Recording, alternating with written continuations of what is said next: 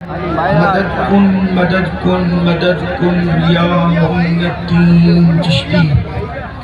منبر پر رونق افروز شہزادہ والا تبار، شہزادہ حضور تاج المشائخ مخدوم گرامی قدر حضرت علامہ سید امان میاں صاحب قبلہ مرتضی العالی،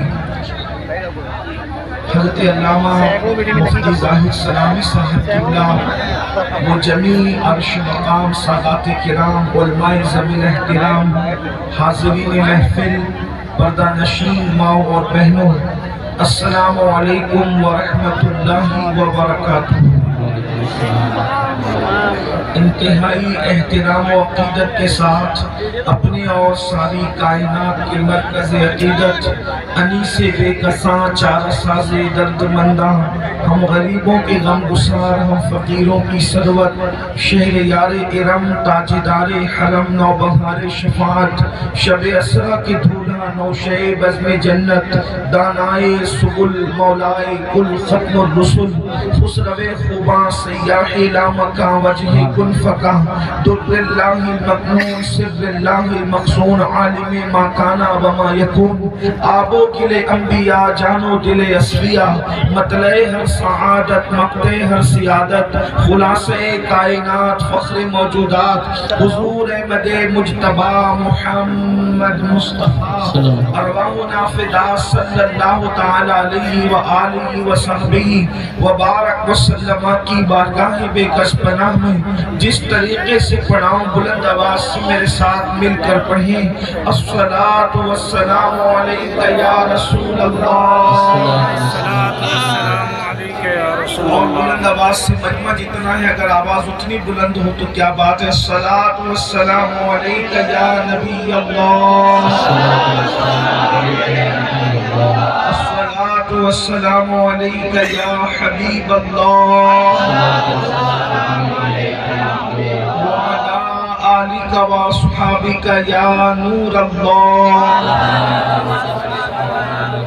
صلی اللہ تعالی علیہ وسلم۔ ذرے جھڑ کر تیری پیزاروں کے، ذرے جھڑ کر تیری پیزاروں کے، تاج سر بنتے ہیں سیاروں کے، اور ہم سے چوروں پہ جو فرمائیں کرم، خلعت زر بنے پشتاروں کے، اور تن من دھن تیرے قدم پر بارے، کیا نصیبیں ہیں تیرے یاروں کے، اور صدق و عدل و کرم و ہمت میں، صدق و عدل و کرم و ہمت میں 400 شہرے ہیں ان چاروں کے، اور بحر تسلیم علی میدان میں، بحر تسلیم علی میدان میں سر جھکے رہتے ہیں تلواروں کے، تو کیسے آقاؤں کا بندہ ہوں رضا، بول بالے میری سرکاروں کے۔ آج کی یہ محفل حضور امان ملت کے زیر سرپرستی اصلاح عقائد و اعمال کے حوالے سے انعقاد پذیر ہے، اور آپ نے مجھ سے پیشتر بڑے بڑے علماء، خطبہ اور دانشوروں کو سماعت کر لیا ہے۔ تھوڑی دیر کے لیے مجھے بھی حکم ہے، اللہ پاک کی بارگاہ میں دعا ہے کہ آیہ کریمہ کے جس حصے کی تلاوت کرنے کا شرف حاصل کیا گیا ہے، اللہ پاک اس کے متعلق مجھے حق کہنے اور آپ سب کو حق سن کر اس پر عمل کرنے اور اسے عام کرنے کی توفیق عطا فرمائے۔ ماہ محرم الحرام کا آغاز ہو چکا ہے، اور پوری دنیا کے اندر ذکر امام عالی مقام کی محفلیں یقیناً آج پہلی شب ہی سے اس کا آغاز ہو چکا ہوگا۔ میرے آقا صلی اللہ علیہ وآلہ وسلم کے دیوانوں، کربلا ایک عظیم پیغام ہے انقلاب کا۔ دنیا کے کسی بھی انقلاب و کربلا کے بعد اگر انقلاب کا جذبہ اور شوق ملا ہے تو وہ میدان کربلا سے ملا ہے۔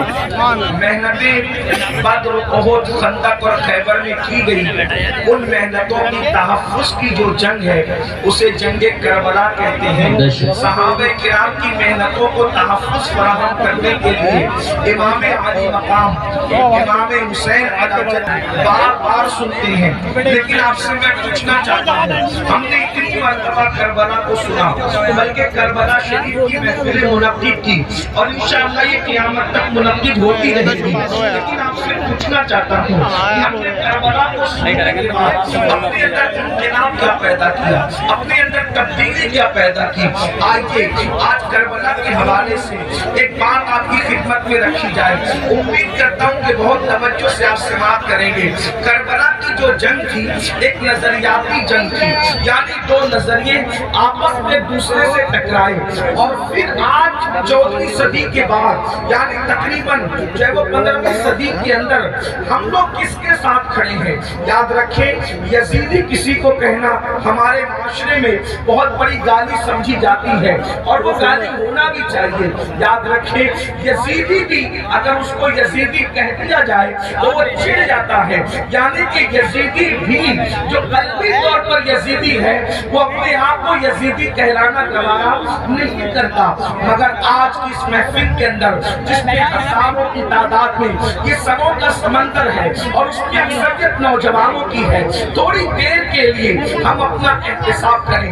یہ نظریاتی جنگ ہے۔ نظریاتی جنگ کسے کہتے ہیں؟ اللہ اکبر، یعنی دو شخصیتیں نہیں بلکہ دو نظریے آپس میں ٹکرائے اور نظریے کے لیے جنگ کی گئی، تو اس میں ہم کس کے ساتھ کھڑے ہیں؟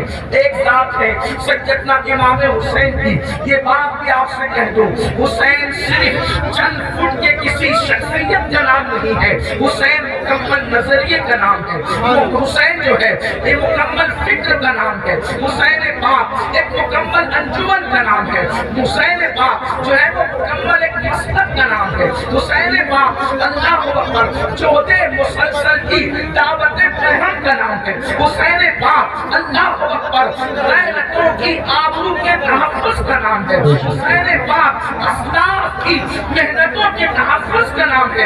ہم لوگ کس کے ساتھ کھڑے ہیں؟ امام حسین کے ساتھ کھڑے ہیں، یا پھر یزید بھی چند فٹ کے کسی ایک انسان کا نام صرف نہیں ہے بلکہ یزید بھی ایک نظریے کا نام ہے۔ ہم کس کے ساتھ کھڑے ہیں؟ اللہ اکبر، جو لوگ یزیدی نظریے کے ساتھ کھڑے ہیں لاکھ اپنے آپ کو حسینی کہہ لیں، وہ حسینی ہو نہیں سکتے۔ اب یہ نظریات کیا ہے؟ تھوڑی دیر میں تاریخ کے حوالے سے آپ کی خدمت میں پہلے یزید کا نظریہ پڑھتا ہوں اور اس کے بعد امام علی مقام کا نظریہ پڑھتا ہوں۔ میں نہیں کہوں گا کسی کو، آپ نہیں کہیں گے کسی کو کہ حسینی کون ہے، یزیدی کون ہے۔ اس محفل میں پہلی محرم کس مقدس شب کے اندر اپنے آپ میں ڈوب کر سوچنا، کس کے ساتھ کھڑے ہو؟ یزید کے ساتھ کھڑے ہو یا شہزادہ رسول کے ساتھ کھڑے ہو؟ میرے آقا صلی اللہ علیہ وسلم کے دیوانوں، آخر یزید سے امام علی مقام کو اختلاف کیوں ہے؟ امام اس سے اختلاف کیوں کرتے ہیں؟ اس کی وجہ یہ ہے کہ یزید جو ہے وہ دین یعنی جس میں صرف نماز ہو، اور وہ بھی نماز صرف نام کو نماز ہو، روزے صرف نام کو ہو، حج صرف نام کا ہو، زکات صرف نام کی ہو، صدقات و خیرات صرف نام کے ہو، یعنی چند ٹوپیاں داڑیاں بظاہر یہ دیکھنے کی چیز ہو۔ یزید جو ہے اس مذہب سے، اس دین سے بظاہر کوئی اختلاف نہیں کرتا تھا، وہ روح دین کو مٹانا چاہتا تھا، مذہب کی روح کو مٹانا چاہتا تھا، مذہب کی اصل کو مٹانا چاہتا تھا۔ آپ کہیں گے مذہب کی اصل کیا ہے؟ نمبر ایک، سب سے پہلی مذہب کی اصل یہ ہے کہ رسول اللہ صلی اللہ علیہ وسلم سے محبت اپنی جان سے زیادہ کی جائے، اپنے مال سے زیادہ کی جائے، اپنے وطن سے زیادہ کی جائے۔ سب سے پہلی اساس مذہب کی یہ ہے۔ اقبال نے کہا تھا یہ فاقہ کش کہ موت سے ڈرتا نہیں ذرا، روح محمد اس کے بدن سے نکال دو، فکر عرب کو دے کے فرنگی تخجلات، اسلام کو حجاز و یمن سے نکال دو۔ وہ رسول اللہ کی عقیدتیں، وہ رسول اللہ کی محبتیں، وہ رسول اللہ کا پیار، اللہ اکبر، نبی کا نام تو لیا جائے لیکن احترام وہ نہ ہو جو صدیق اکبر کے قلب میں تھا، جو فاروق اعظم کے دل میں تھا، جو عثمان غنی کے دل میں تھا، جو مولا علی کے دل میں تھا، جو سعد، سعید، طلحہ، زبیر، ابو عبیدہ ابن الجراح، بلال حبشی، ابو ہریرہ، خالد ابن ولید کے دل میں تھا۔ اللہ اکبر، یعنی کہ حضور علیہ السلام کی شخصیت ایک عام انسان کی طرح رہ جائے۔ میں جتنے حوالے آپ کے سامنے جتنی باتیں کر رہا ہوں انشاءاللہ اس کے حوالے یقیناً میں آپ کو دینے کے حوالے سے تیار ہوں، لیکن آپ تھوڑا سا اس کو پہلے سماعت کر لیں۔ اللہ اکبر۔ اس کے بعد یزید کا انداز یہ تھا، اللہ اللہ، مسلمان اور کافر کے درمیان فرق کرنے والی چیز نماز ہے۔ صحابہ یہی کہتے رہے کہ ہم رسول اللہ کے ظاہری دور میں مسلمان اور کافر کے درمیان جو فرق کرتے تھے وہ نماز کی وجہ سے کرتے تھے، اور وہاں یزید کا حال یہ تھا۔ اللہ اکبر۔ بعد میں آپ مروانی دور میں دیکھیں یزید کی فکر، اللہ اکبر، جمعہ کی نماز کا حال یہ تھا کہ جمعہ کا خطبہ اتنا طویل کرنے والے نے طویل کیا کہ عصر کا وقت بھی جانے لگا، تو اللہ اکبر، اللہ اکبر۔ پھر کیا ہوا؟ حضرت سیدنا عبداللہ ابن عمر جیسی ہستیوں نے ٹوکا تو اللہ اکبر، کہنے والے نے کہا کہ میں یہ چاہتا ہوں کہ آپ کے گردن کا بوجھ جو آپ کے جسم پر ہے اس کو ختم کر دیا جائے۔ میرے آقا علیہ الصلوۃ والتسلیم کے پیارے دیوانوں، اسی طریقے سے آپ دیکھیں، یعنی کہ دین بدلنا، دین کا نام لے کر دین بدلنا، وہ دین جس پہ نماز نہ ہو یعنی روح نماز، وہ دین جس کے اندر اللہ اکبر نشے کی مکمل طور پر کوئی رکاوٹ نہ ہو بلکہ نشہ کیا جاتا ہو۔ بلکہ یزید کے بارے میں حافظ ابن کثیر یہاں تک لکھتے ہیں کہ یزید اس نشیڑی کا اور نشہ کرنے والے کا نام ہے کہ جس نے سفر حج میں بھی شراب پینا بند نہیں کیا۔ اس نے سفر حج میں بھی، سنبل والوں اور گرد و نواح سے آنے والوں، آپ سے پوچھنا چاہتا ہوں ہمارے ہندوستان کا کتنا بھی بگڑا ہوا آدمی اگر حج کے لیے جائے تو کم سے کم وہ سفر حج میں شراب نہیں پیتا۔ اللہ اکبر۔ لیکن وہ کس قدر بدبخت تھا، کس قدر بدترین اور پلید تھا ابن کثیر کے قول کے مطابق کہ اس نے سفر حج میں بھی شراب پی، اور بعض مورخین نے تو یہاں تک اس کے بارے میں کہا ہے کہ اس نے اشعار کہے۔ اگر مورخین نے انصاف سے کام لیا ہے تو میں اہل علم کی توجہ چاہتا ہوں، میں صرف ناقل کی حیثیت سے اس کو بیان کر دوں۔ اللہ اکبر۔ اس نے کہا کہ اگر دین محمدی میں شراب حرام ہے تو پھر عیسائی بن کر کے شراب پی لینا چاہیے، یہ اس کا نظریہ تھا۔ وہ بندر نچاتا تھا، آپ کو پتا ہے، وہ بانسری بجاتا تھا، آپ کو پتا ہے۔ اللہ اکبر۔ اور یہاں تک کہ خواجہ حسن نظامی جیسے لوگوں نے تو بہت بڑی بات اس کے بارے میں لکھی، لیکن میں بہت احتیاط کے ساتھ یہ بات کہوں کہ یزید اس بدترین انسان کا نام ہے جس نے اپنی سوتیلی ماں پر تک پاپ کی نظر ڈالی۔ لوگوں نے اور آگے کے قصے لکھے، میں اس کی طرف نہیں جاتا، لیکن صرف اتنا کہنا چاہتا ہوں اس نے اپنی سوتیلی ماں پر بھی پاپ کی نظر ڈالی۔ شیخ محقق شیخ عبداللہ محدث دہلوی رحمۃ اللہ علیہ لکھتے ہیں اما جان سیدہ عائشہ صدیقہ کو اس نے بدترین گالی دی، اور وہ گالی شیخ محقق نے لکھا ہے لیکن مجمع میں میری بیان کرنے کی ہمت نہیں ہے۔ واللہ وہ سیدہ عائشہ صدیقہ جس کے بستر پہ قرآن نازل ہوتا ہو، وہ سیدہ عائشہ صدیقہ جس پہ تہمت لگتی ہو، تو اللہ جس کی برات کا اعلان کرتا ہے، جس کی عصمت کا اعلان کرتا ہے، جس کی شان و عظمت کا اعلان کرتا ہے، سورۃ النور کی آیتیں جس کی طہارت کی گواہی دیتی نظر آتی ہو، میرے امام کہتے ہیں شمع دل مشکا تن سینہ زجاجہ نور کا تیری سیرت کے لیے آیا ہے سورہ نور کا۔ اللہ اکبر۔ اور اتنی گندی گالی دی ہے اس کا ذکر نہیں کیا جا سکتا، یہ یزید تھا۔ اب آپ سے پوچھنا چاہتا ہوں، اللہ اکبر، یزید کے یہاں باپ کا کوئی احترام نہ تھا، اس لیے کہ ابن کثیر کو آپ اٹھا کر کے پڑھیں تو وہ اپنے والد سے دور دور ہی رہا، بلکہ وہ یہود اور نصارہ کے ماحول میں رہا۔ کتوں سے محبت کرنا، بندروں سے محبت کرنا، بانسری کا معاملہ، یہ ساری چیزیں، اور پھر اس کے بعد اس کے اکثر دوست جو تھے وہ یہود و نصارہ تھے۔ میرے آقا علیہ السلام کے پیارے دیوانوں، اب ایسا شخص جو ہے وہ کرسی پر، وہ بھی کون سی کرسی، وہ بھی کون سا تخت، وہ بھی کون سی منزل، وہ بھی کون سا مقام، جس مقام پر افضل البشر بعد الانبیاء کی تحقیق صدیق اکبر بیٹھ چکے تھے، اس کرسی پہ وہ بیٹھ رہا تھا۔ اگر امام اس کو قبول کرتے تو لوگ یہ سمجھتے کہ جو رنگ صدیق اکبر کا ہے وہی رنگ یزید کا ہے۔ اللہ اکبر، یعنی کس قدر جو ہے وہ دین کے اندر فتنہ ہوتا، رکھنا ہوتا، کس طرح جو ہے وہ دین کی شکل بگڑ جاتی۔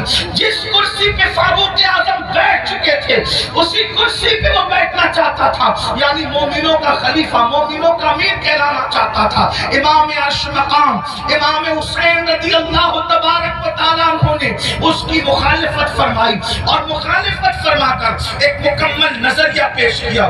علی اکبر جیسا جوان خاک و خون میں تڑپتا ہوا دیکھا جائے گا، علی اصغر جیسا شہزادہ کربلا کی زمین پر دفن ہوتا ہوا دیکھا جائے گا۔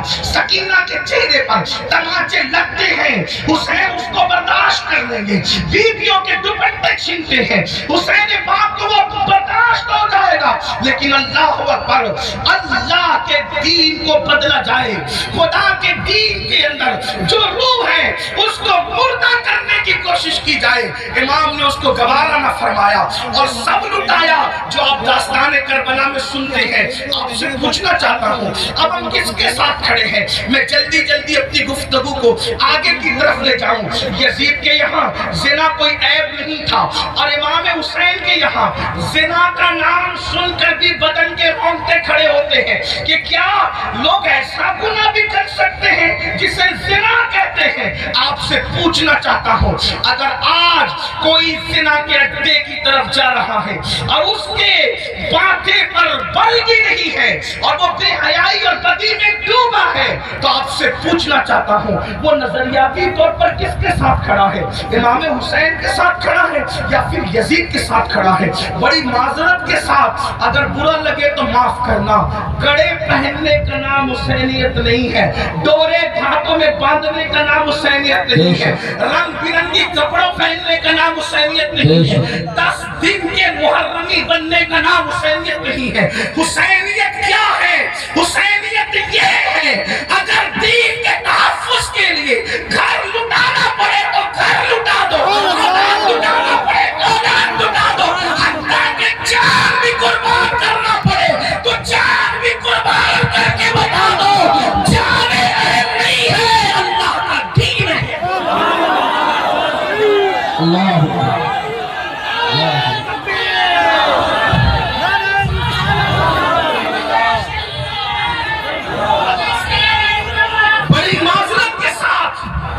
لوگوں نے حسینیت کو بہت سستا کر دیا۔ اگر ڈورے کڑے اور کلر کے کپڑوں کا نام حسینیت ہوتا یا چند محفلوں کا نام حسینیت ہوتا پھر تو پوری دنیا حسینیت کی طرف آ جاتی۔ حسینیت اتنی آسان تو نہیں ہے نا۔ اس دور میں بھی 22,000 کا لشکر الگ کھڑا ہے اور 72 نفوس الگ کھڑے ہیں، اس سے پتہ چلا حسینیت آسان نہیں ہے۔ اب اپنے آپ میں ڈوب کر سوچو قیامت کے دن اللہ اکبر کس کے ساتھ اٹھو گے؟ میری قوم کے وہ جوانوں جو اپنی راتوں کو گندی فلموں کے ساتھ جو ہے وہ اللہ اکبر جہنم کے عذاب کو قبول کرتے ہوئے خدا کے چیلنج سے نہ ڈرتے ہوئے نرم نرم گدوں پہ لیٹ کر اگر زنا کے مناظر دیکھ رہے ہو تو میں یہاں علماء موجود ہے ایک بات عرض کروں کہ یزید بھی تو کہیں پھر ایسا کام کرنے والوں سے اس معاملے میں 2 قدم پیچھے نظر آ رہا ہے، اور میری قوم کے وہ جوان جو اپنے آپ کو حسینی کہہ رہے ہیں وہ اس معاملے کے اندر اس معاملے میں کہہ رہا ہے کیا وہ یزید سے 2 قدم آگے نظر نہیں آتے؟ بتاؤ تو صحیح، شہزادہ رسول سے محبت کا دعویٰ اور کوئی مسلمان یہ تصور کر سکتا ہے کہ وہ زنا کے اڈے پہ جائے؟ وہ زنا جس کے بارے میں اللہ کے رسول صلی اللہ علیہ وسلم کے نبی نے فرمایا کہ قیامت کے دن زانیوں کو آگ کے کپڑے پہنائے جائیں گے اور ان کی شرمگاہوں پر جہنم کی آگ بھڑکائی جائے گی. پھر اس کے بعد دوسری چیز شراب کو لے لیں, نشہ کو لے لیں. اللہ اکبر, 16 17 سال کے لڑکے آج ہمارے نشہ کی طرف جا رہے ہیں. اور اللہ اکبر, نشہ کی طرف جو چیز لے جا رہی ہے, مجھے ایسا محسوس ہو رہا ہے کہ حقہ جو ہے وہ انسان کو نشے کی طرف تیزی کے ساتھ لے جا رہا ہے. میں حقے پر کوئی حکم تو نہیں لگا رہا ہوں, ویسے کہ میں مفتی بھی نہیں ہوں کہ میں حقے پر کوئی حکم لگاؤں. حکم بیان کرنا میرا کام نہیں. میں ایک چھوٹا سا طالب علم ہوں. اصلاح معاشرہ کی محفل میں صرف دل کا درد لے کر کے آیا ہوں. ابتدا حقے سے ہوتی ہے. حقہ تو کوئی حرام نہیں. اس طرح کی لوگ بات کرتے ہیں, پھر دھیرے دھیرے سگریٹ پر آتے ہیں, اور سگریٹ کے اندر پھر کیا کیا لگا کے پیا جاتا ہے مجھ سے زیادہ آپ لوگ جانتے ہیں, اور آپ لوگوں سے ہی ہم تک باتیں پہنچتی ہیں. اور پھر دھیرے دھیرے انسان MD کا, نشے کا, اور خدا جانے کس کس چیز کا عادی ہو جاتا ہے. اب سے پوچھتا ہوں, یزید بھی نشہ کر رہا ہے, آپ بھی نشہ کر رہے ہیں, اور یزید کے اور آپ کے نشے میں فرق کیا ہے؟ اللہ اکبر, شاید یزید نے MD وغیرہ کو خواب میں بھی نہیں دیکھا ہوگا. اللہ اکبر, اندازہ فرمائے کس طرف جا رہے ہو. اللہ اکبر, امام علی مقام ملا جدی والی سلام کے سامنے یہ چیلنجز تھے. آپ اپنی قوم کو جرائم سے بچانا چاہتے تھے, آپ اپنی قوم کو گناہ سے بچانا چاہتے تھے. جانتے ہیں اللہ کے رسول صلی اللہ علیہ وسلم نے بستیوں کے اجڑنے اور گھروں کے اجڑنے کے لیے جو بات بیان فرمائی ہے اس کو دل کے کانوں سے سنیں. اللہ کے گھر نبی صلی اللہ علیہ وسلم ارشاد فرماتے ہیں, راتوں کو کچھ لوگوں کے مکانات خود بخود زمین میں دھس جائیں گے. زمین کے اندر جو ہے زمین بوس ہو جائیں گے. آپ کبھی سنتے ہیں نا کہ فلاں بلڈنگ گر گئی, فلاں بلڈنگ زمین میں دفن ہو گئی. میں یہ نہیں کہتا کہ سب اسی وجہ سے ہوتی ہے, لیکن اللہ کے حبیب غیب کا نبی صلی اللہ علیہ وسلم گھروں کے اجڑنے کے, گھروں کے زمین بوس ہونے کے اسباب کیا بیان کرتے ہیں. لوگ کہتے ہیں ہمارے گھروں پر یہ چل رہا ہے, وہ چل رہا ہے. میں نے کہا جو چلا رہے ہیں ان کے بھی ساتھ نہیں ہے, لیکن اپنا کرتوت بھی تو دیکھو. قرآن کہتا ہے وَمَا أَصَابَكُم مِّن مُّصِيبَةٍ فَبِمَا كَسَبَتْ أَيْدِيكُمْ, کہ تم پر جو بھی مصیبت آتی ہے وہ تمہارے کیے دھرا ہے, وہ تمہارے برے اعمال کا نتیجہ ہے. اللہ اکبر, کیا ہوا؟ آقا ارشاد فرماتے ہیں صلی اللہ علیہ وسلم کہ کچھ لوگوں کے مکان راتوں رات زمین میں گر جاتے ہیں, زمینوں میں دھس جاتے ہیں. صحابہ نے پوچھا یا رسول اللہ اس کی وجہ کیا ہے؟ آقا فرماتے ہیں 2 گناہ جب گھروں کے اندر کیے جاتے ہیں, 2 گناہ جب عمارتوں کے اندر کیے جاتے ہیں تو گھروں کو زمین میں دھسا دیا جاتا ہے, گھروں کو زمین بوس کر دیا جاتا ہے. پوچھا یا رسول اللہ وہ کیا ہے؟ فرمایا ایک موسیقی ہے, میوزک ہے. جس گھر میں میوزک بجتا ہے اور جس گھر میں شراب پی جاتی ہے, راتوں رات ان گھروں کو زمین میں دھسا دیا جاتا ہے. اب آپ مجھے بتاؤ, کانوں میں ایئر فون لگا کر راتوں کے 3 4 بجے تک میوزک سننے والوں, کیا تمہیں اپنے گھروں سے پیار نہیں ہے؟ تمہیں اپنے گھروں سے محبت نہیں ہے؟ تمہیں اپنے گھروں سے الفت نہیں ہے؟ اور پھر اللہ کے حبیب علیہ السلام فرماتے ہیں جس نے دنیا میں شراب کا ایک گھونٹ پیا اور توبہ نہیں کی, جب وہ مرے گا تو مرنے وقت اس کی زبان پہ کلمہ جاری نہیں ہوگا, وہ کلمے سے محروم رہے گا. اور یہاں تک کہ حضرت مالک الدینار فرماتے ہیں میں نے کئی نشہ کرنے والوں کو کفر پر مرتے دیکھا ہے. اللہ اکبر. حضرت عمر ابن عبدالعزیز کہتے ہیں میں نے کئی نشہ کرنے والوں کو کفر پر کافر ہو کر مرتے دیکھا ہے. اللہ کے بندو ذرا غور تو کرو. پھر تیسری چیز لیتے ہیں نماز کے حوالے سے. 95% لوگ نماز نہیں پڑھتے ہمارے معاشرے کا, اور لوگ آسانی سے کہہ دیتے ہیں مولانا ہمیں ٹائم نہیں ملتا. بلکہ عاشور کے شب میں بھی جس میں جمعرات ہی کو جنگ ہو رہی تھی کربلا کی, اکثر مورخین کہتے ہیں جمعرات کو ہی جو ہے وہ جنگ کا آغاز کر دیا تھا. امام پاک نے پوچھا غازی عباس سے, عباس کیا کر رہے ہیں لوگ؟ کہا وہ تو جنگ شروع کرنے کی بات کرتے ہیں. کہا ان سے کہہ دو کہ ہمیں نماز بہت پسند ہے, ہمیں تلاوت بہت پسند ہے, ہمیں گریہ اللہ کے لیے کرنا بہت پسند ہے, ذکر اذکار بہت پسند ہے. وہ جنگ تو ہونی ہے لیکن ایک رات کی وہ ہمیں مہلت دے دیں تاکہ آنے والی رات شب عاشور ہے اس پہ ہم اللہ کی عبادت کریں، گریہ وزاری کریں۔ آپ سے پوچھتا ہوں، امام تو مہلت لے رہے ہیں عبادت کے لیے، اور اللہ رب العزت نے ہمیں پوری زندگی دی ہے، عبادت کی طرف نہیں آتے۔ کتنی سادگی سے انسان کہتا ہے مولانا ٹائم نہیں ملتا۔ مجھے بتاؤ ہم سے بڑھ کر کے مکر کون کر رہا ہے؟ ہم کہتے ہیں ٹائم نہیں ملتا۔ اگر تلاوت کے لیے ٹائم نہیں ہے تو گھنٹوں گھنٹوں واٹس ایپ پر وقت کے لیے کیسے ٹائم ملتا ہے؟ اگر اللہ کی عبادت کے لیے ٹائم نہیں ہے تو فیس بک پر یوٹیوب پر گھنٹوں گزارنے کے لیے ٹائم کیسے ملتا ہے؟ دوستوں کے ساتھ گپ شپ کرنے کے لیے ٹائم کیسے ملتا ہے؟ یاد رکھیے اللہ کے بندو، کب تک عیاشیاں کرتے رہو گے؟ کب تک جرائم کرتے رہو گے؟ کب تک خدا کے غضب کو چیلنج کرتے رہو گے؟ کب تک اللہ کے عذاب کو دعوت دیتے رہو گے؟ کب تک خدا کے عذاب سے غفلت برتتے رہو گے؟ یاد رکھنا اللہ نے کسی کو بہت لمبی عمر ہمیشہ کے لیے نہیں دی ہے۔ آخر موت ہے موت، آخر موت ہے موت۔ جب اس نے محبوبوں کو موت دی ہے تو پھر مردودوں کا کیا حال ہوگا؟ جب اس نے مقربین کو موت کا مزہ چکھایا ہے تو دور رہنے والوں کا کیا حال ہوگا؟ یاد رکھنا جس دن روح کا رشتہ جسم سے ٹوٹ جائے گا اس دن سوائے پچھتاوے کے کچھ ہاتھ نہیں آئے گا۔ اللہ اللہ جب لوگوں کے درمیان بیٹھتے ہو تو ولیوں کی طرح باتیں کرتے ہو، اور جب تنہائیوں میں ہوتے ہو تو شیطان کا ننگا ناچ بن جاتے ہو۔ یہ منافقت نہیں ہے تو اور کیا ہے؟ زبان کچھ اور کہے اور کردار کچھ اور کہے۔ قرآن کہتا ہے لما تقولون ما لا تفعلون، وہ کیوں کہتے ہو جس پر خود عمل نہیں کرتے؟ مسلمانوں بتاؤ، اللہ اکبر، ہمیں نماز کے لیے ٹائم نہیں۔ کون نماز؟ وہ نماز جو معراج المومنین ہے، وہ نماز جو رسول اللہ صلی اللہ علیہ وسلم کی آنکھوں کی ٹھنڈک ہے، وہ نماز جو گناہوں سے انسان کو ایسے پاک کر دیتی ہے جیسے غسل کرنے والوں کے جسم کا میل ختم ہو جاتا ہے، وہ نماز جو اللہ سے بندے کو قریب کر دیتی ہے، اللہ کا قرب نصیب ہوتا ہے جس نماز سے۔ کون سی نماز؟ وہ نماز جس کی بنیاد پر انسان رحمتوں کا مستحق ہوتا ہے۔ کون سی نماز؟ وہ نماز جس سے روزی میں برکت ہوتی ہے، وہ نماز جس کے بعد دعائیں قبول ہوتی ہے، وہ نماز جس کے پڑھنے سے بیماریوں کا خاتمہ ہوتا ہے، وہ نماز جس کے بعد انسان کو مقام محبوبیت ملتا ہے، وہ نماز اللہ اکبر۔ سارے احکامات زمین پر بھیجے گئے لیکن جب نماز دینا ہوا تو زمین پر نہیں بھیجی گئی بلکہ معراج میں لا مقام پہ بلا کر محبوب کو دے کے بتایا گیا۔ سارے احکامات اپنی جگہ ہے لیکن نماز کا معاملہ اپنی جگہ ہے۔ اسی لیے بزرگوں نے فرمایا، اللہ کے رسول علیہ السلام فرماتے ہیں کہ سب سے پہلے قیامت میں نماز کے بارے میں پوچھا جائے گا۔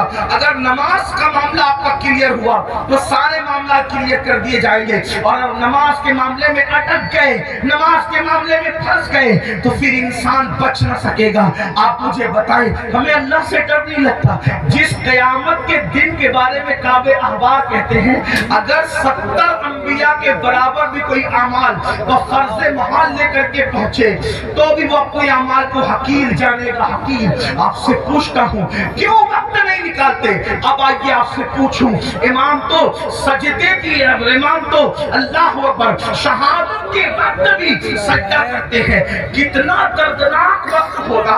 اللہ اللہ جب انسان کا ایکسیڈنٹ ہوتا ہے اور وہ موت کو قریب دیکھتا ہے تو انسان اپنی جان کی فکر کرتا ہے، مگر قربان میرے امام شہید کربلا نے جب آخری وقت آیا تو بھی اپنے سر کو سجدے میں رکھا اور سر سجدے میں رکھ کر کے بتا دیا اوروں کو جان سے محبت ہے لیکن علی کے بیٹے کو اپنی جان سے زیادہ سجدے سے محبت ہے۔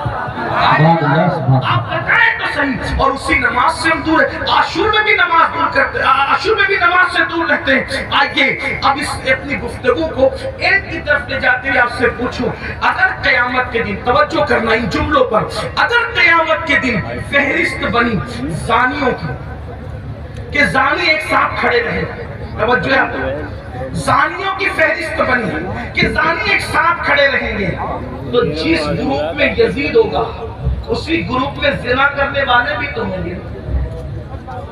دنیا کے اندر بڑی بڑی باتیں ہاتھ میں آسان ہے، معاشر آپ کی مرضی اور میری مرضی سے نہیں ہوگا، محشر کو محشر کہتے اس لیے ہیں کہ وہاں بڑے بڑے مقربین بھی نفسی نفسی کہیں گے. تھوڑا کسی کے دل کی فریاد دل کے کانوں سے سنو. میری قوم کے جوانوں جہنم کا ایندھن بننے نہیں آئے ہو. میری قوم کے جوانوں اللہ کو ناراض کرنے نہیں آئے ہو. امام علی مقام سے جان سے زیادہ محبت کرنے والے میرے سنیوں، آپ سے پوچھتا ہوں تھوڑا غور کرنا. ایمان والے دل پہ ہاتھ رکھ کر سوچنا. زانیوں کی فہرست بنے گی کہ سارے زانی ایک ساتھ کھڑے رہیں، تو بتاؤ جہاں یزید ہوگا وہاں زانی لوگ ہوں گے کہ نہیں ہوں گے؟ اور نگاہوں کی پاکیزہ، نگاہوں کو پاکیزہ رکھنے والوں کی فہرست بنے گی کہ جو نگاہوں کو نیچا رکھتے تھے، عورتوں کو پاک کی نظر سے نہیں دیکھتے تھے، جن کی نگاہوں میں تقدس تھا، وہ سب ایک طرف کھڑے رہیں. تو بتاؤ اللہ اکبر، نگاہوں کو تحفظ دینے والے امام حسین کے ساتھ کھڑے ہوں گے اور زنا کرنے والے یزید کے ساتھ کھڑے ہوں گے. اگر قیامت میں ایسا ہو گیا، اگر ہو گیا کہ بے نمازی ایک ساتھ رہیں اور نمازوں کی پابندی کرنے والے ایک ساتھ کھڑے رہیں، تو بتاؤ یزید کے ساتھ کھڑے ہوں گے کہ نہیں ہوں گے بے نمازی؟ اور جو نمازوں کو تحفظ دیتے تھے وہ اس شہید کے ساتھ کھڑے ہوں گے کہ نہیں ہوں گے جس نے سر کو سجدے میں قربان کیا ہے؟ سر سجدے میں قربان کیا ہے. اللہ اللہ کسی نے کہا تھا ہو سکے تو لائیے دونوں جہاں میزان میں نے ایک سجدہ زمین کربلا سے لے لیا. اللہ اکبر. بتاؤ مسلمانوں، تو پتا چلا یہ نظریات کی جنگ ہے، یہ نظریات کی جنگ ہے. آپ سے پوچھوں، جنگ میں جب انسان جاتا ہے، جنگ میں جب انسان جاتا ہے فوج لے کر جاتا ہے، بہن لے کر نہیں جاتا. جنگ میں انسان جاتا ہے فوج لے کر جاتا ہے، بیویاں لے کر نہیں جاتا. جنگ میں انسان جاتا ہے اللہ اکبر فوج لے کر جاتا ہے، سوتیلے بھائی لے کر نہیں جاتا. جنگ میں انسان جاتا ہے 6 مہینے کا بچہ لے کر نہیں جاتا. امام آپ جنگ میں بھی جا رہے ہیں. اور کچھ لوگ تو کہتے ہیں کہ چلو اتفاقی حادثہ ہو گیا. اتفاقی حادثہ آپ کے مورخین کے لوگوں کے لیے کہنے کو ہے، ورنہ رسول اللہ کے گھر کا بچہ بچہ جانتا تھا. آقا نے اتنی تفصیل سے کربلا بیان کی تھی. ابن عباس کہتے ہیں کہ نبی کے گھر کے بچے بچے کو پتا تھا کہ حسین میدان کربلا میں کھڑے تھے، وہ شہید ہوں گے جنگ صفین کے موقع پر. مولا کائنات جب کربلا کے قریب سے گزرے تو روئے. فرمایا یہاں حسین کے اونٹ بیٹھیں گے، یہاں ان کے کجاوے رکھے جائیں گے. یعنی کتنی تفصیل معلوم تھی خاندان رسول کو کہ اونٹ کہاں بیٹھیں گے وہ بھی پتا ہے، خیمے کہاں لگیں گے وہ بھی پتا ہے، کجاوے کہاں رکھے جائیں گے وہ بھی پتا ہے. آپ کہتے ہیں حادثہ ہو گیا، لیکن یہ حقائق ہے، سچائی ہے. امام آپ جنگ کے لیے جا رہے ہیں لیکن بیویاں لے جا رہے ہیں، جنگ کے لیے جا رہے ہیں، بہنیں لے جا رہے ہیں، جنگ کے لیے جا رہے ہیں، بیٹیاں لے جا رہے ہیں، جنگ کے لیے جا رہے ہیں، بچے لے جا رہے ہیں، جنگ کے لیے جا رہے ہیں، سوتیلے بھائی لے جا رہے ہیں. ایسا کیوں؟ امام گویا کے بتائیں گے یہ تلواروں کے ٹکرانے کی جنگ نہیں بلکہ یہ کردار کی جنگ ہے، یہ نظریات کی جنگ ہے. ایک طرف یزید سوتیلی ماں کو باپ کی نظر سے دیکھ رہا ہے، تو ہم میدان میں بتائیں گے کہ سوتیلے رشتے کا تقدس کیا ہے. آپ دیکھیں پوری دنیا کے اندر سوتیلا رشتہ ہمیشہ مشکوک رہا ہے. آپ توجہ کریں، سوتیلا رشتہ ہمیشہ مشکوک رہا ہے. آپ نہیں دیکھتے سوتیلے رشتے کا مطلب قرآن کی تفاسیر اٹھا کر کے دیکھیں. ابن عباس سے لے کر صاحب نعیمی تک سوتیلے رشتے کا مطلب کیا؟ حضرت یعقوب علیہ السلام کی بیوی جو حضرت یوسف علیہ السلام کی سوتیلی ماں ہے، اللہ اکبر، وہ اپنے بیٹوں کو بتا رہی ہے اللہ اکبر کہ تمہارے سوتیلے بھائی نے یہ خواب دیکھا ہے. اسی طرح ہے نا، سوتیلے بھائی ہاتھ کا پانی چھین کر کے زمین پہ ڈال رہے ہیں، سوتیلے بھائی ہاتھ کی روٹی چھین کر کے کتے کو ڈال رہے ہیں، سوتیلے بھائی مار پیٹ کر کے کنویں میں پھینک رہے ہیں. یہی تو سوتیلا رشتہ لوگ جانتے ہیں. مگر قربان جائے امام علی مقام سوتیلے بھائیوں کو کربلا میں لے جا کر اور پھر ان کی وفا کا اظہار کر کے بتا رہے آخر کار امام حسین نے سوتیلے بھائیوں کے ساتھ سلوک کیا کیا ہوگا کہ سوتیلے بھائی اپنی جان سے زیادہ اپنے سوتیلے بھائی سے پیار کر رہے ہیں. کوئی کسی پر یوں تو نہیں مرتا، کوئی کسی سے یوں تو پیار نہیں کرتا. اب آپ سے پوچھتا ہوں، حسین پاک کا سوتیلا بھائی سب سے زیادہ معتبر باوفا ہے جسے دنیا غازی عباس کے نام سے جانتی ہے. آپ سے پوچھتا ہوں، وفا کا دوسرا نام اگر کربلا کے بعد ہم سے کوئی پوچھے تو ہم حضرت غازی عباس کا نام لیا کرتے ہیں.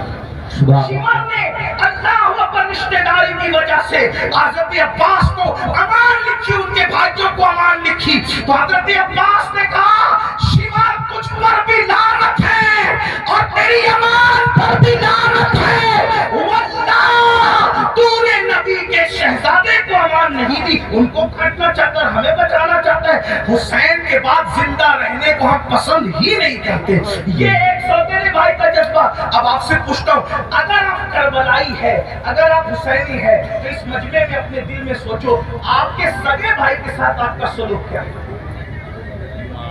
کربلا صرف کالے کپڑوں کا نام تو نہیں نا پہن رکھا، کربلا سینہ پیٹنے کا نام نہیں ہمارے درمیان، ہمارے درمیان کربلا اسوہ مصطفیٰ کی تفسیر کا نام ہے، ہمارے نزدیک کربلا بدر و احد کے مقصد کی تکمیل کا نام ہے۔ آپ سمجھتے کیا کربلا کو، لیکن ہمارے اندر کربلا کہاں ہے؟ ہم نے رسمی اور اسمی کربلا کو تو دیکھا، ہم نے حقیقت کربلا کو نہیں دیکھا۔ بتاؤ آپ کا ہمارا جذبہ بھائی کے بارے میں کیا؟ یہ نا اس کا کیا حق کر لیا، اس کا حصہ حاصل کر لیا، بالکل سائل ہے، اس کے خلاف آج بیٹھ گئے، اس کی بیٹی بچے نے بالکل نہیں آتا، بتائیں تو صحیح، اس کے گھر میں بیٹے ہی بیٹے پیدا ہو تو آپ کو تکلیف ہوتی ہے۔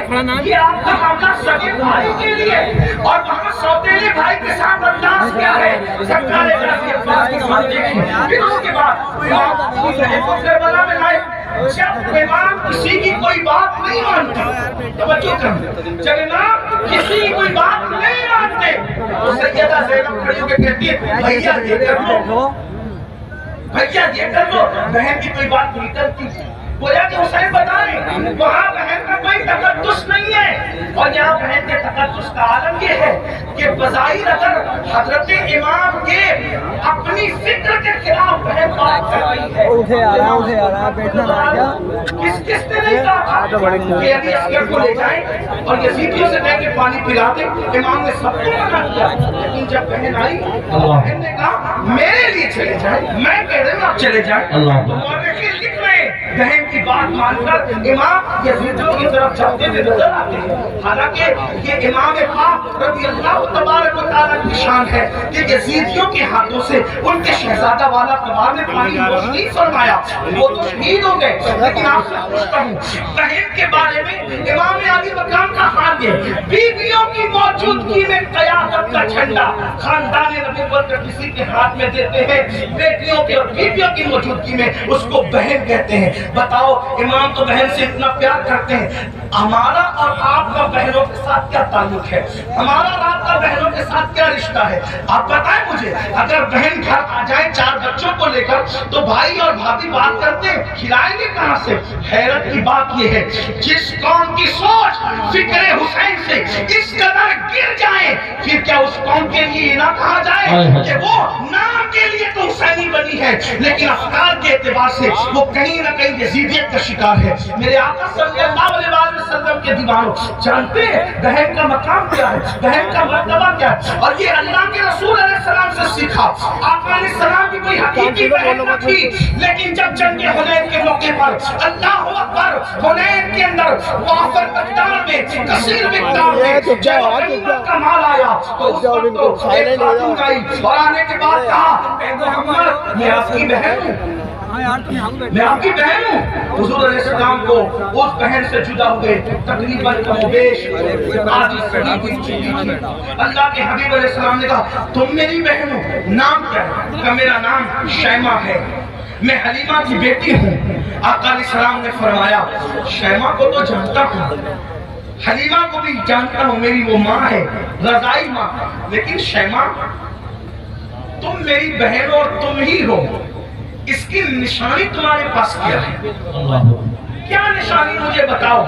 تو حضرت شیمہ کہتی ہے ایک بات ایسی ہے جو صرف تم اور میں جانتے ہیں، تیسرا کوئی نہیں جانتا ہمارے سوا۔ وہ کون سی؟ تو آقا علیہ السلام سے انہوں نے عرض کیا ایک دن میں آپ کو کہیں لے جانا چاہتی تھی، ایک دن میں آپ کو کہیں لے جانا چاہتی، آپ آنا نہیں چاہتے تھے، میں نے زبردستی کی، گود میں چھینا۔ آپ نے اکثر یہ منظر دیکھا ہوگا گھروں میں کہ بڑی بہنیں بھائی کو گود میں لے جانا چاہتی ہے، وہ نہیں آنا چاہتا تو کیا ہوتا ہے وہ زبردستی کھینچتی ہے، تانتی ہے، ایسا کرتی ہے۔ تو شیمہ کہتی ہے آپ نہیں آنا چاہتے تھے، میں لے جانا چاہتی تھی، میں نے زبردستی کی۔ تو آپ نے میرے کندھے پر دانت کاٹ لیا تھا اور وہ دانت کاٹنے کا نشان اب بھی موجود ہے۔ حضور علیہ السلام نے یہ سنا تو اتنا ہنسے اپنی شان کے مطابق کہ حضور علیہ السلام کی داڑھیں نظر آئی، اور پھر جب یہ ثابت ہو گیا کہ شیما یہی ہے تو آقا نے فرمایا اے میرے صحابہ، شیما کے سسرال کی بکریاں، بھیڑے، اونٹ، گھوڑے جتنے غنیمت میں آئے ہیں، چونکہ یہ میری بہن ہے میں اس کو واپس کرتا ہوں، تم لوگ بھی واپس کرو۔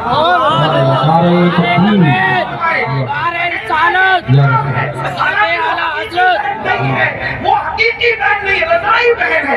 اکرام دیکھو، احترام دیکھو، ہمارے پاس بہن کا کیا احترام ہے؟ اگر بہن جوان ہو گئی، اس کو رشتے نہیں آ رہے ہیں تو بھائی بوجھ سمجھتا ہے، بوجھ سمجھتا ہے، اور جب بھائی بوجھ سمجھتا ہے تو وہ دیکھتی ہے کہ بھائی کا منہ اچھا نہیں، باپ بوجھ سمجھ رہے باپ کا منہ اچھا نہیں، ماں بوجھ سمجھ رہی باپ کا منہ، ماں کا منہ اچھا نہیں، تو پھر ایک بیٹی یہ فیصلہ کرتی ہے جس گھر میں نہ بھائی اپنا ہو، نہ بہنیں اپنی ہو، نہ ماں اپنی ہو، نہ باپ اپنا ہو، سب تو منہ اتار کر کے مجھے بوجھ سمجھتے ہیں، تو پھر وہ مجبوراً یہ فیصلہ کرتی ہے کہ پھر باہر جہاں سے پیار مل رہا ہے، پیار اگرچہ دھوکے کی طرف سے مل رہا ہے، اللہ اکبر، پھر کیوں نہ اسی کا ہاتھ پکڑ لیا جائے۔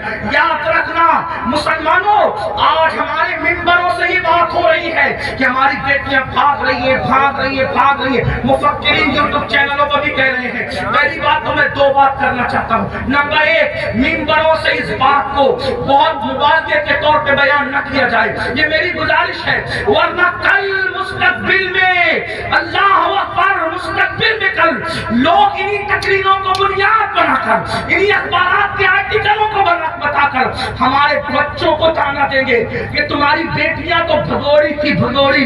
کون کی بیٹیاں بھگوڑی تھی؟ کوئی کہتا ہے 30 لاکھ چلی گئی، کوئی کہتا ہے 40 لاکھ چلی گئی، کوئی کہتا ہے 50 لاکھ چلی گئی۔ میں نے کہا حضرت جی ثبوت تو بتائیں، اتنی چلی گئی کہاں گئی، ذرا یہ تو بتائیں، وہ تو میڈیا میں آیا ہے۔ میں نے کہا اور نادانوں، تھوڑا تو ذرا شعور کرو، ہر بات تو بولنے کی نہیں رہتی۔ اگر میڈیا کہہ دے کہ چاند ہو گیا، چاند آ گیا، تو کیا اس کی بات مانو گے؟ ہم نہیں مانیں گے۔ ہم نے کہا جس میڈیا کے کہنے پہ چاند کا آنا نہیں مانتے، اس میڈیا کے کہنے پہ بیٹیوں کا بھاگ جانا کیسے مان لیتے ہو؟ واللہ آج بھی مسلمانوں کی بیٹیوں میں اتنی غیرت ہے کہ کسی اور کی ماں میں اتنی غیرت نہیں ہے۔ کہیں کچھ کہی ہے، کہیں کچھ کہی، میں چاہتا تو انکار نہیں کر رہا ہوں، کہیں کچھ کہی ہے، لیکن کون گئی ہے؟ وہ گئی ہے خدیجۃ الکبریٰ کا کردار جس نے نہیں سیکھا۔ کون گئی ہے؟ عائشہ صدیقہ کا کردار جس نے نہیں سیکھا۔ کون گئی ہے؟ سیدہ فاطمہ الزہرا کا کردار جس نے نہیں سیکھا۔ کون گئی ہے؟ سیدہ زینب کا کردار جس نے نہیں سیکھا۔ وہ چند گئی ہے، لیکن یاد رکھنا ہم اتنا مبالغہ نہ کریں، اس لیے کہ باتیں باتیں ہوتی ہے، حقیقتیں حقیقتیں ہوتی ہے۔ اللہ اکبر، اپنی باتوں کو دلچسپ بنانے کے لیے پوری قوم کی آبرو کا ہم سودا نہ کریں، تھوڑا سا ہمیں خیال کرنا ہوگا۔ اور ایک بات کہتا ہوں، لیکن چلے چل گئی تو گئی، ایک بات کہتا ہوں بہت پورے یقین سے کہتا ہوں، علماء موجود ہیں، میرے مخدوم بھی موجود ہیں، سادات کرام بھی موجود ہیں۔ اللہ اکبر، جب تک مسلمان بیٹی کو جنت سمجھتا تھا اس وقت تک ہماری بیٹیاں گھر سے کبھی نہیں بھاگی تھی۔ جب سے مسلمان نے بیٹی کو بوجھ سمجھا ہے، اب ہماری بیٹیاں گھروں سے جا رہی ہیں، اگر جا رہی چند تو بوجھ سمجھا اس لیے جا رہی۔ بیٹیوں کو بوجھ نہ سمجھو، بیٹیاں بوجھ نہیں ہے، جنت ہے۔ بیٹیاں بوجھ نہیں ہے، جنت ہے۔ بہنیں بوجھ نہیں ہے، جنت ہے، اس لیے ان کی خدمت کرو۔ کیا لوگوں کو یہ نہیں پتا اللہ کے سچے رسول صادق و مصدوق نے فرمایا بیٹی کی پرورش کرنے والا اور میں محمد جنت میں اتنے قریب ہوں گے جیسے یہ دو انگلیاں قریب ہے۔ آپ سے پوچھو، یہ لوگ کہتے ہیں حضرت ایسا تعویذ دی ہمیشہ برکت ہے۔ میں نے کہا بیٹی اس تعویذ کا نام ہے قیامت تک برکت ہے۔ وہ کیسے؟ حدیث پاک میں آتا ہے جس گھر میں بیٹی پیدا ہوتی ہے اس گھر میں فرشتے آتے ہیں اور اس کو چاروں طرف سے گھیر کر کہتے ہیں اے کمزور جان سے پیدا ہونے والی کمزور جان، جس کے گھر میں تو پیدا ہوئی ہم قیامت تک اللہ کے حکم سے اس کی مدد کرتے رہے۔ پیدا ہو تو مدد بھی اتر رہی اور ہم نے بیٹیوں کو بہت سمجھ لیا۔ تو امام کربلا میں دیکھو بیٹی سے پیار کتنا کر رہے ہیں، حضرت سیدہ سکینہ جنہیں سکینہ بھی کہتے ہیں.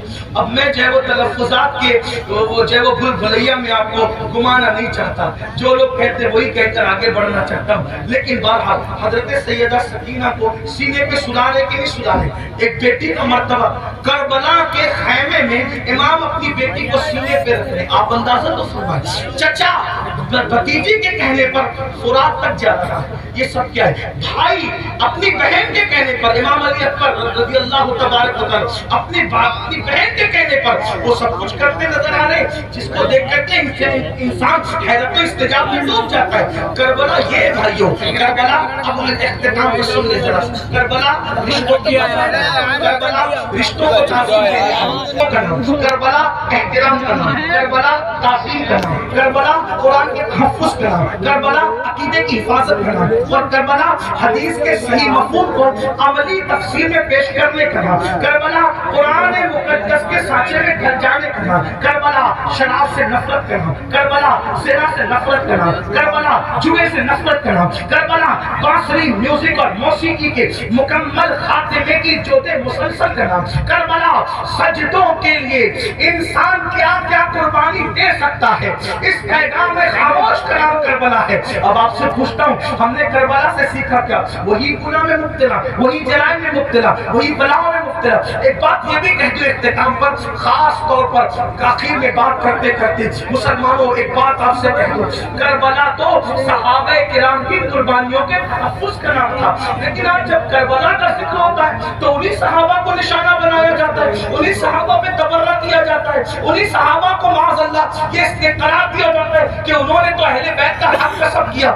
اور وہ لڑکے جو جمعہ کی نماز بھی 2 رکعت پڑھ کے بھاگ کر آتے ایسے جیسے اسکول کی چھٹی ہونے پر بچے بھاگ جاتے ہیں، وہ صحابہ کے کردار پہ بات کرتے ہیں کہ وہ تو ایسے تھے، وہ تو ویسے تھے. میں پوچھتا ہوں، کس منہ سے صحابہ کو تان کرتے ہو؟ کس منہ سے صحابہ کی عظمت پر انگلی اٹھاتے ہو؟ 2 رکعت پڑھنے کی اوقات نہیں ہے صحیح سے، اور ان کے لیے انگلی اٹھا رہے ہو جنہوں نے دین کے لیے اپنا مال قربان کیا. آج مسلمان کہلانا آسان ہے، لیکن اللہ اکبر اس وقت جب اللہ اللہ مسلمان کہلائے جانے پر، مسلمان بن جانے پر پٹائیاں ہوتی تھی، پتھر مارے جاتے تھے، کوڑے مارے جاتے تھے، چابک برسائے جاتے تھے، بھوکا رکھا جاتا تھا، سوشل بائیکاٹ کیا جاتا تھا. صحابہ اس وقت کے مسلمان ہیں، ان کے